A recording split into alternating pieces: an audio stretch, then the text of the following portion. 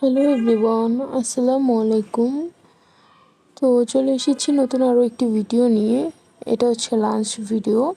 কিছুক্ষণ আগেই ভিডিওটি রেকর্ড করে এডিটিং করে এখনই আপলোড দিয়ে দিব।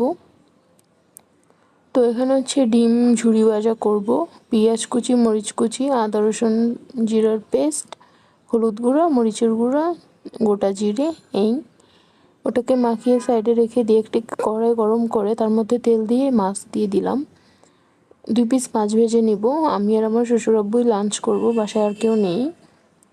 তো এই মাছগুলো কিছুক্ষণ আগে আমার শ্বশুর আব্বু নিয়ে এসেছে, তো সবগুলো ধুয়ে ফ্রিজে রেখে দিয়েছি। ভাবলাম যে 2 পিস টাটকা মাছ ভেজে দুজনের জন্য, তো সেই জন্যে আর কি 2 পিস মাছ ভাজা।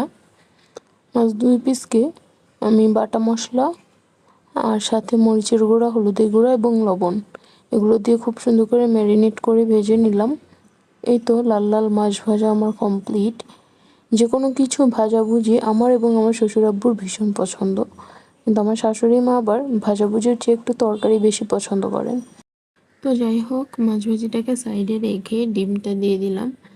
এটাকে দিয়ে খুব সুন্দর করে অনেক জোরে জোরে নাড়াচাড়া করতে হবে আপনার, কারণ এটা যত বেশি নাড়াচাড়া করবেন ততই এটা কম বোঝা যাবে যে এটা মুরগির ডিম নাকি মাছের ডিম।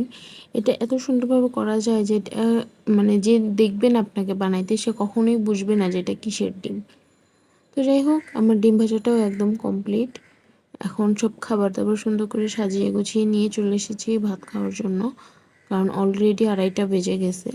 তো এখন যদি ভাত না খাই আরও ক্ষুধা লাগবে, আবার দুপুরের মেডিসিন আছে। তো সর্বপ্রথম আমি হচ্ছে শাক ভাজা দিয়ে ভাতটাকে মেখে একটু মাছ ভাজা দিয়ে খেয়ে নিলাম। শাক ভাজি আর হচ্ছে লাউয়ের ডাল, এটা হচ্ছে লাউয়ের ডালটা কালকে রাতে রান্না করেছিলাম, শাক ভাজিটাও সেম।